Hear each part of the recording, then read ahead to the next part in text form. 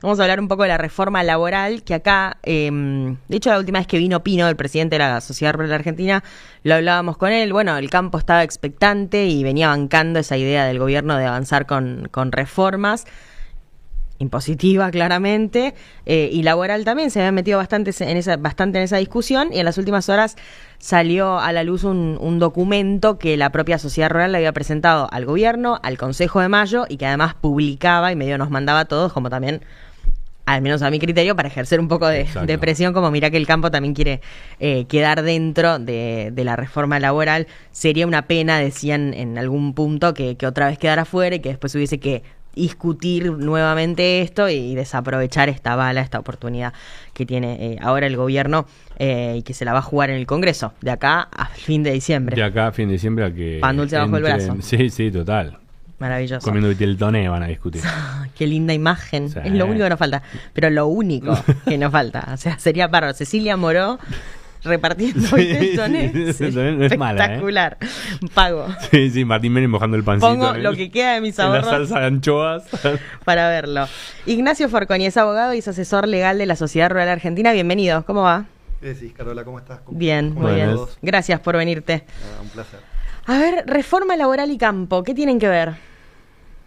A ver, yo creo que tiene mucho que ver. Sí. ¿Te acercás un chiquitín al micrófono así se escucha mejor? Ahí va. Sí, por supuesto. Gracias. A ver, estamos hablando de la reforma o de la necesidad de una reforma desde los inicios de este gobierno.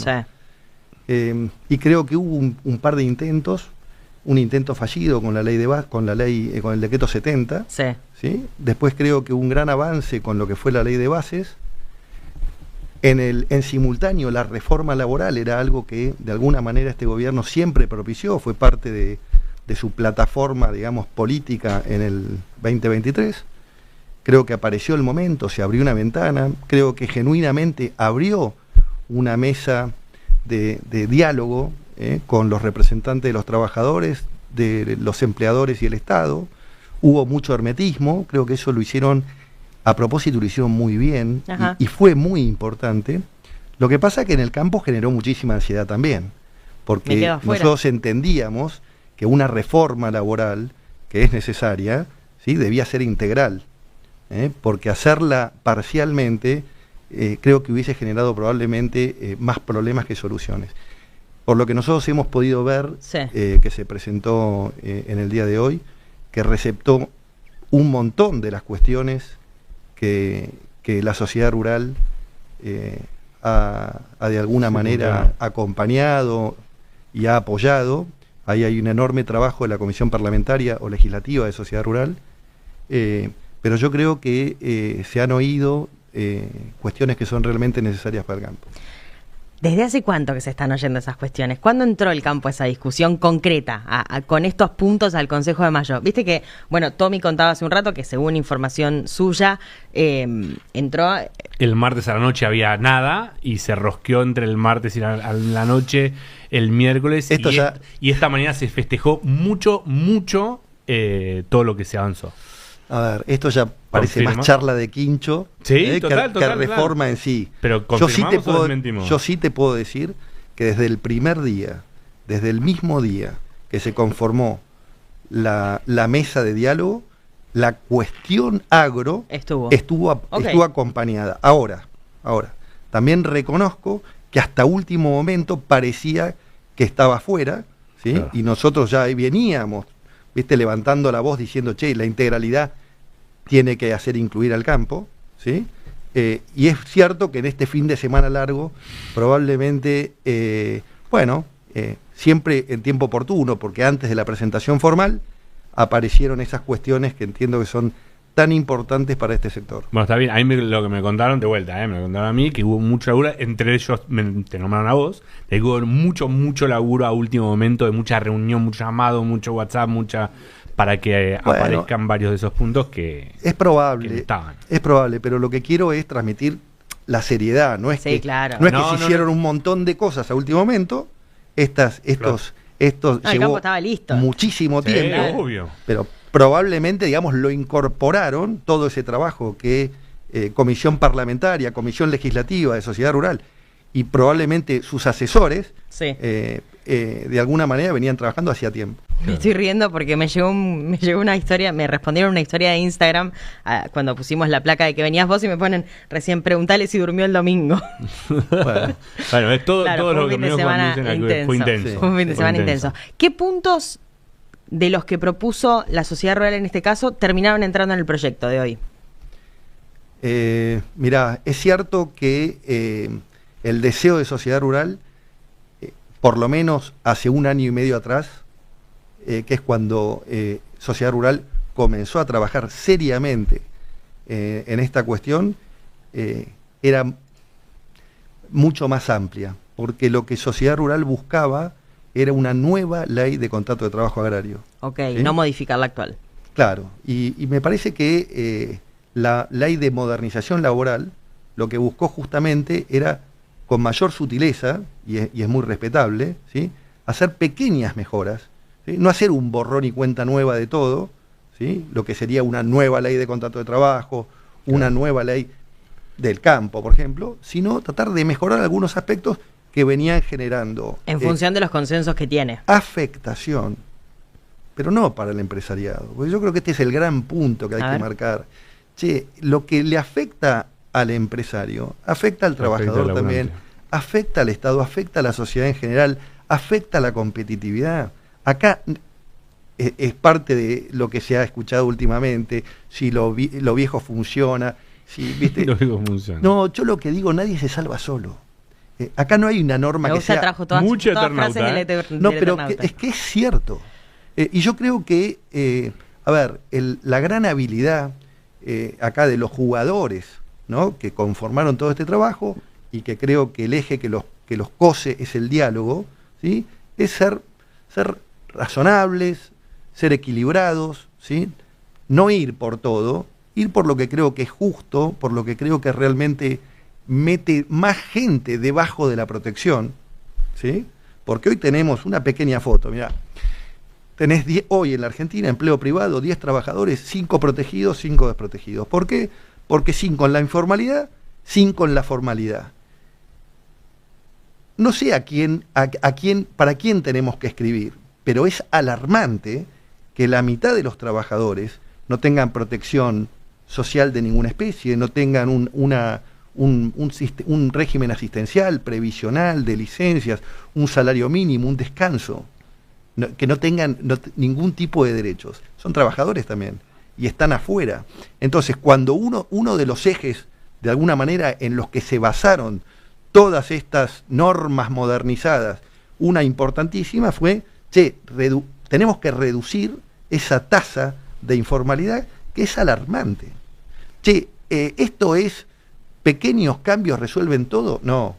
¿Ustedes creen que lo que realmente viene funcionando en cierto modo, y digo relativamente mal, de taquito se va a arreglar? ¿Una ley arregla todo? No, definitivamente no.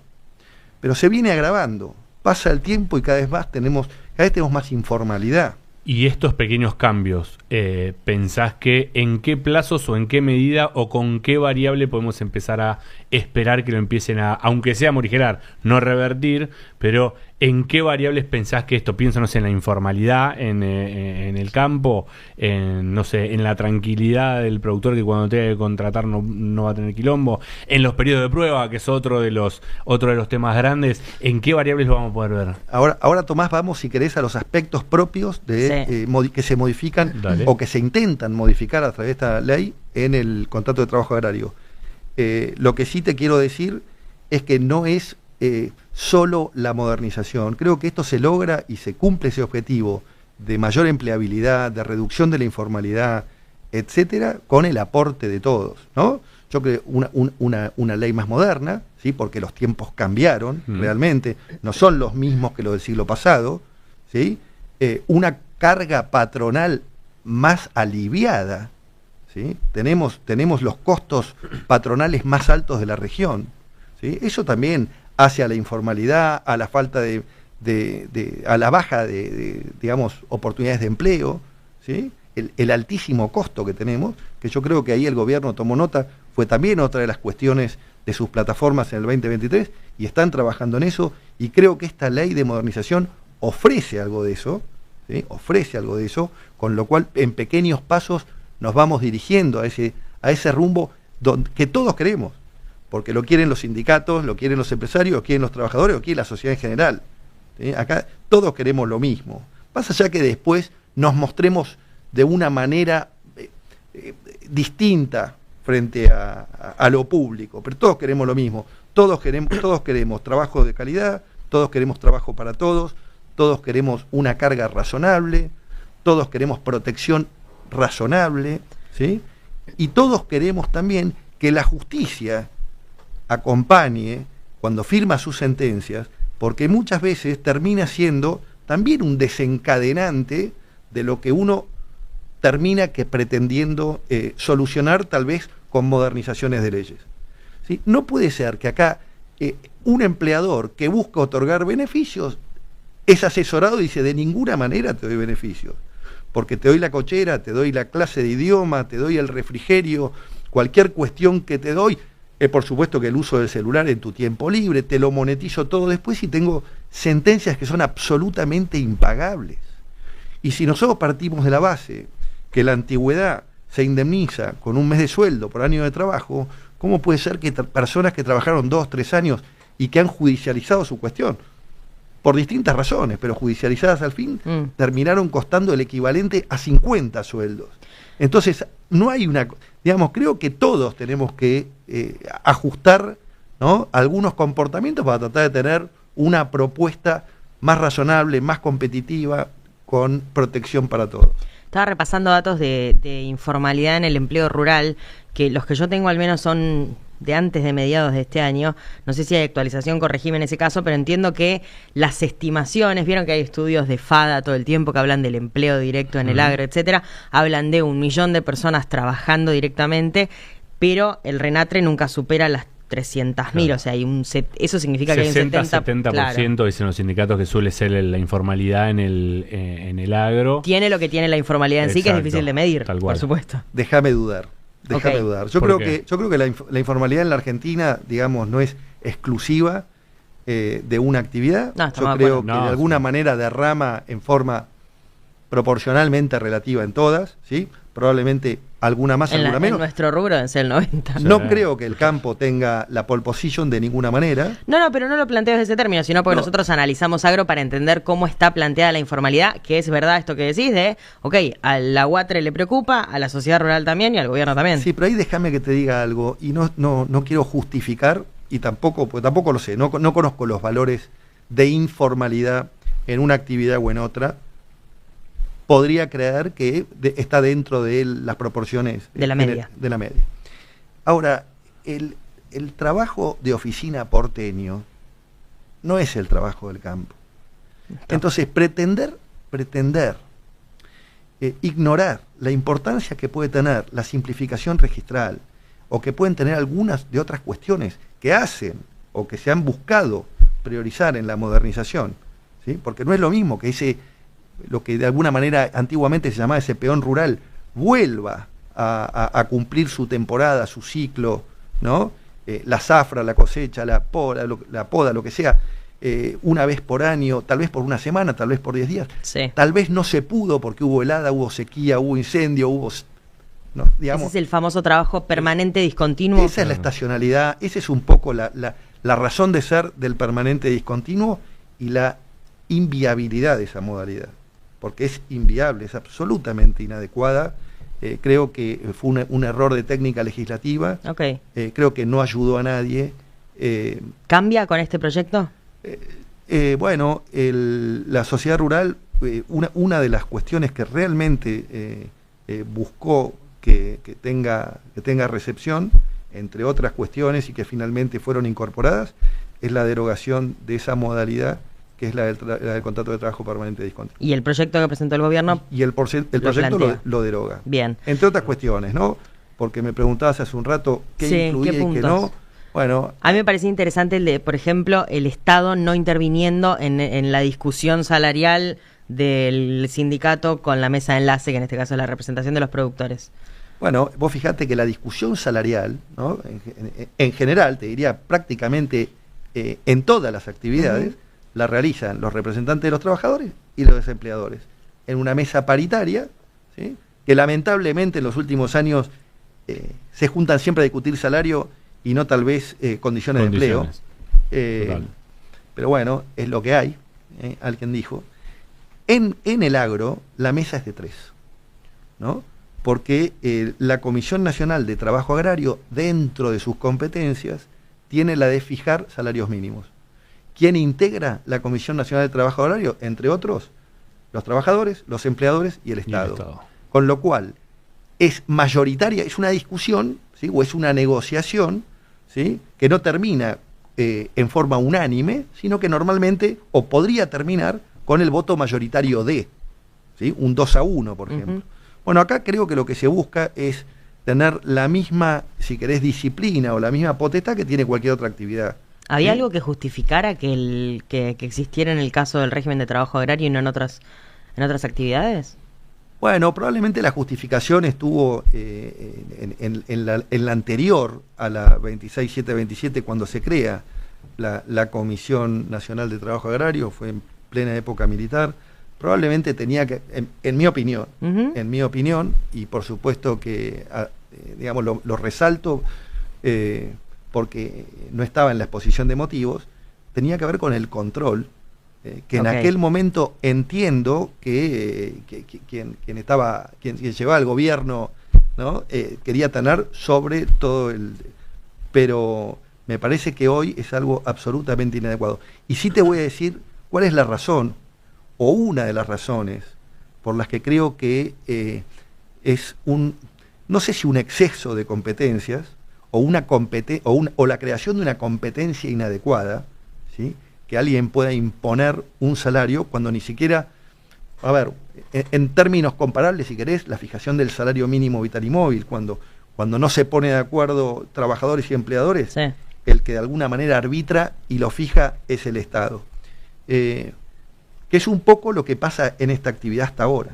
Pero hemos tenido antecedentes demasiado adversos, absolutamente en una clara abuso de competencias, ¿sí? Donde no solamente han sido salarios inadecuados, desequilibrados, inoportunos, sino no salarios, ¿sí?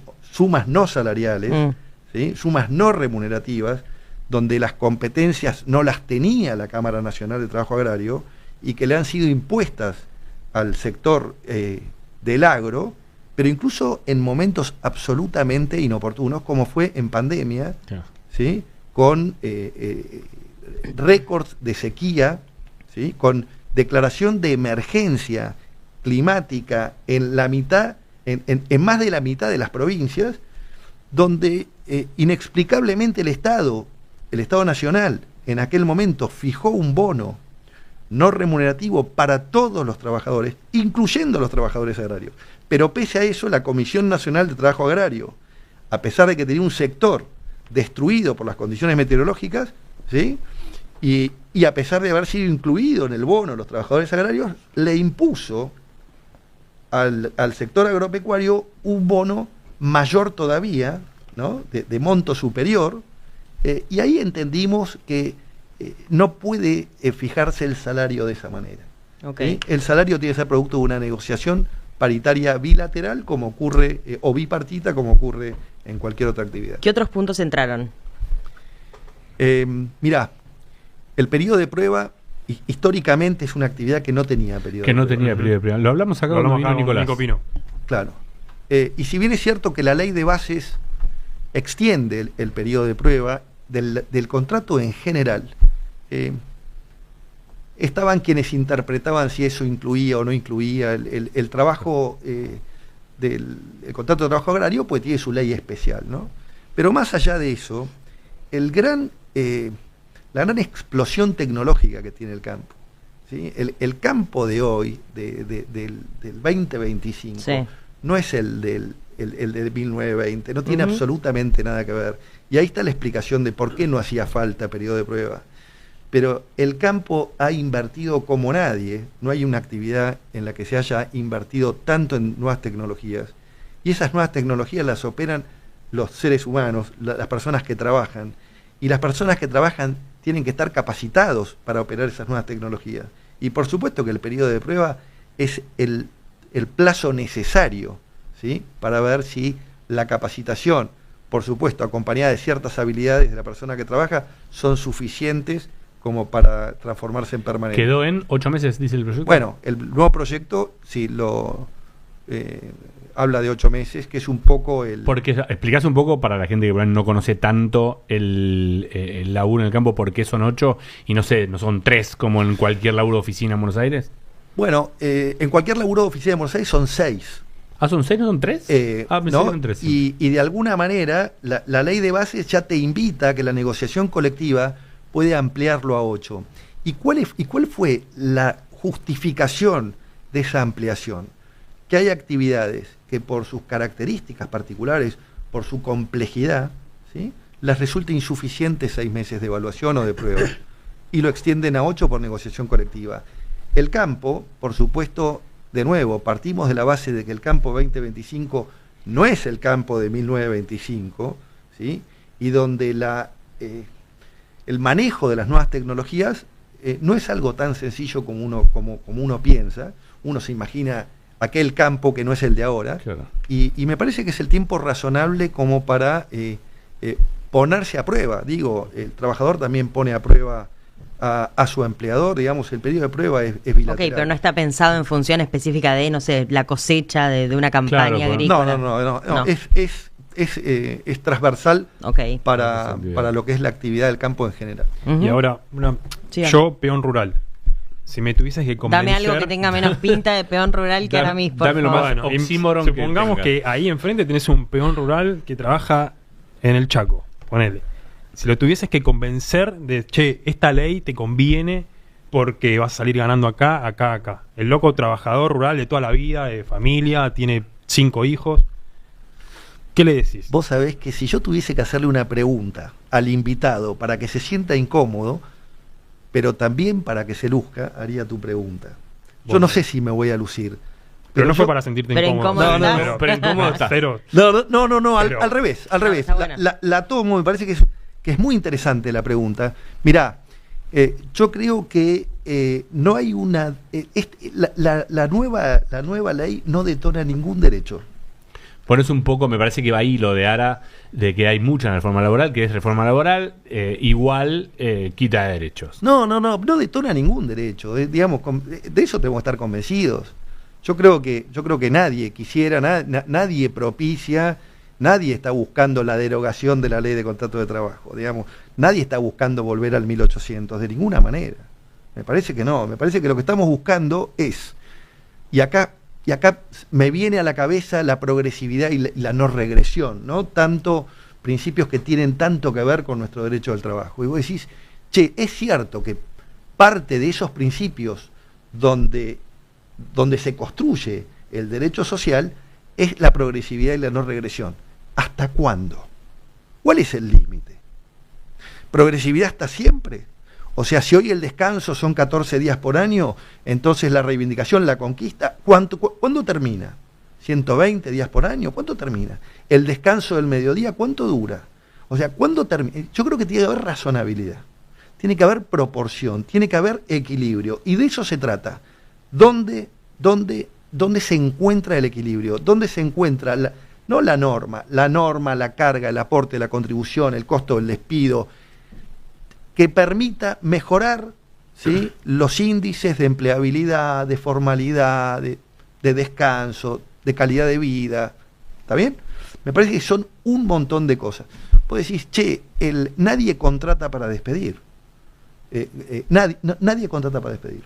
Te garantizo que nadie contrata para despedir. Pero, si yo tuviese para emprender algo, tuviese un ahorro para emprender algo, y sé que la timba financiera o cualquier inversión especulativa me da un rendimiento, y probablemente si tengo enfrente las contingencias a las que me enfrento, por lo menos en materia laboral, la incertidumbre a la que me encuentro, que un juez de este lado de la General Paz me dicta sentencia de una manera y del otro lado de otra, y una actualización distinta de un lado y del otro, y con una base indemnizatoria más alta de un lado del otro, digo, che, ¿sabes qué?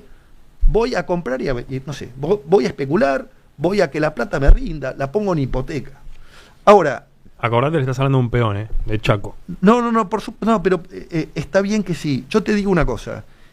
Vamos, por un lado, a las pymes. 70% de los trabajadores privados son pymes. ¿Sabés cuántos de ellos cobran su despido? La mitad. Primer punto.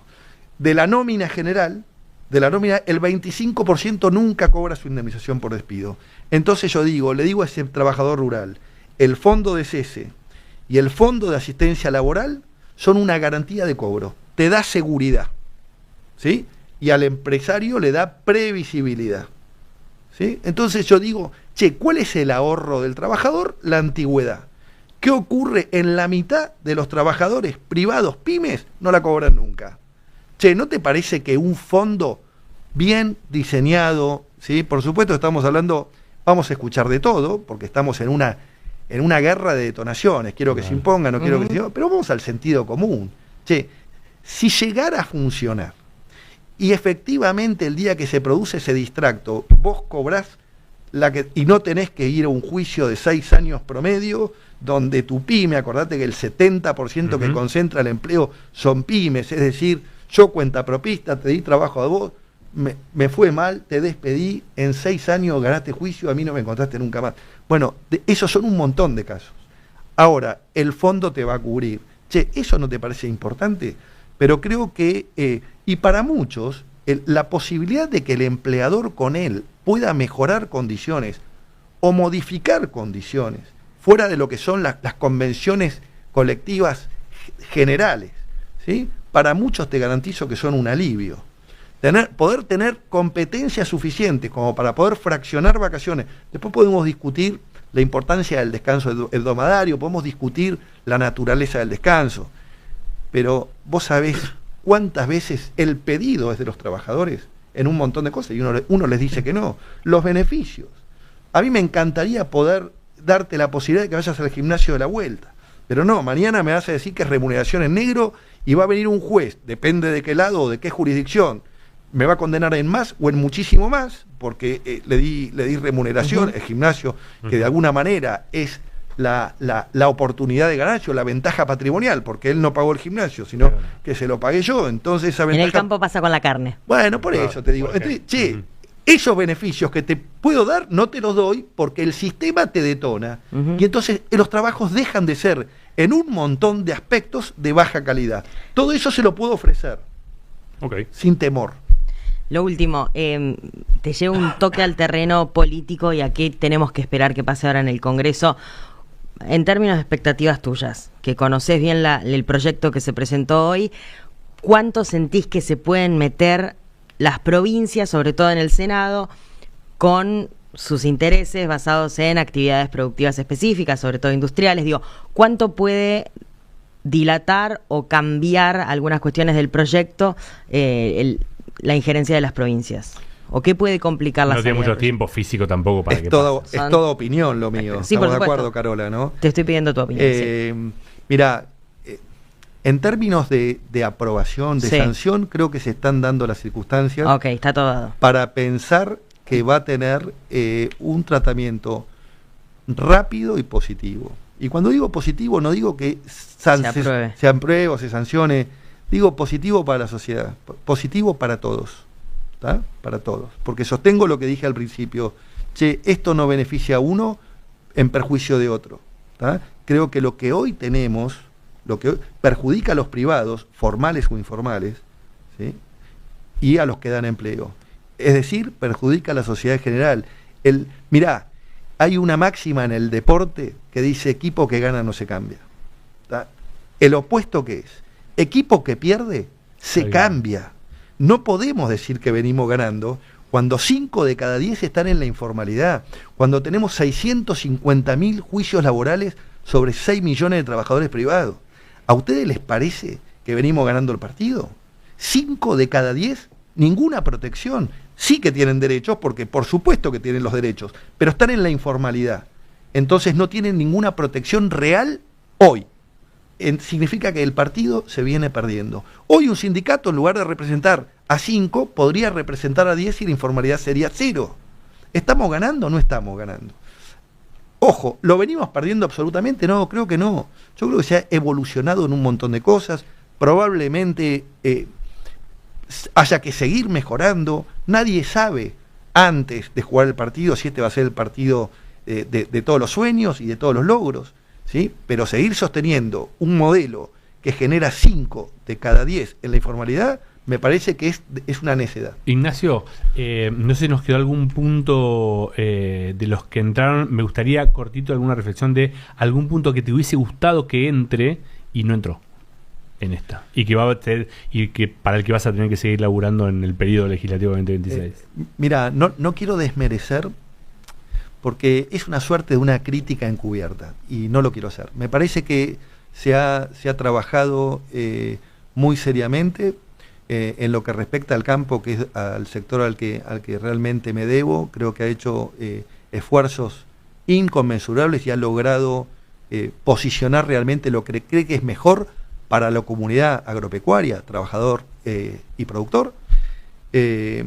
Probablemente en el ideal hubiese sido tal vez interesante poner algunas otras cuestiones. Yo creo que la tasa de interés de los créditos laborales es una deuda, en mi opinión, que tiene el sistema, ¿sí?, con quienes dan empleo, porque lo que hemos vivido, a los que estamos cerca de estas cuestiones en los últimos años, parecen condenas al cierre, no parecen sentencias judiciales.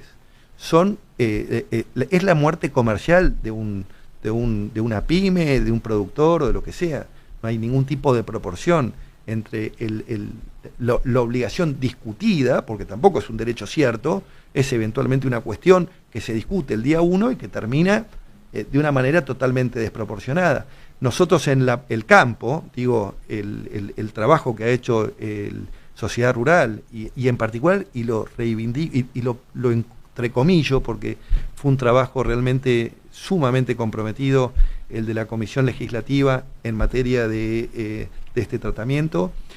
El tema de los intereses, lo que se buscó incorporar, no es finalmente lo que se ha incorporado, que es una remisión a la Ley de Contrato de Trabajo, que es el IPC más 3. Claro. ¿Por qué creo que el IPC más 3 no? Porque cuando nosotros actualizamos discusiones de litigios, ¿no?, los llevamos al día de hoy, los encontramos con cifras que no respetan ese comparable que hablé al principio. Si tenía derecho a 3 sueldos, porque tenía 3 años de antigüedad, al día de hoy, en función de la liquidación, en función de las tasas de interés que aplica nuestro sistema actual, se va a 50. Se va a 50. Decís, che, esto no guarda ninguna proporción. Y es más el daño que provoca que lo que repara.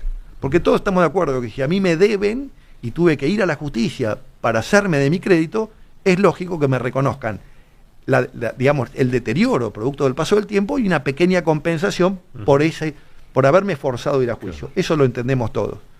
Lo que el campo llevó, digamos, para su incorporación en la modernización laboral, en la ley de modernización laboral, era un sistema que tenía más que ver con alguna tasa de interés vigente del Banco Central, algo así como que tenga el mismo tratamiento que los alimentos, siendo que el salario responde a una cuestión alimentaria. Bueno, cuando un cónyuge le reclama al otro la cuota alimentaria, ¿sí?, la justicia aplica un criterio de actualización. Dijimos, bueno, apliquen el mismo que el de la cuota alimentaria, que tiene, nos imaginamos todos, un montón de estudios y de razonabilidad. Aplíquenme el mismo, pero no uno que implique multiplicar en forma desproporcionada. Y quedó fuera ese pedido. Y quedó fuera. Bueno, desafío 26. Bueno, a ver, hay un tema también, y perdóname que amplío, con una Argentina sin inflación, hablar de IPC más 3 no parece irrazonable. No parece, claro. Ahora, cuando tuviste esta inflación del 210%, ¿entendés?, que además te potenciaban, porque algunos aplicaban un criterio de interés por interés, el anatocismo, el interés al cuadrado, y se hacían cuentas, por lo menos al principio, hasta que más o menos terminó acomodándose una tasa de interés, pero incluso las últimas, las que se aplican hoy por hoy, terminan arrojando números por determinados periodos de alta inflación en la Argentina, números que son Irrisorios. escandalosos. Gracias, Ignacio, por haber venido. No, muchas gracias a ustedes. Muchas gracias. Gracias. A fin de diciembre vemos qué pasó y te llamamos de nuevo. Ahí estaremos. Gracias, Hasta muchas luego. gracias por haber venido. Un Gracias. placer.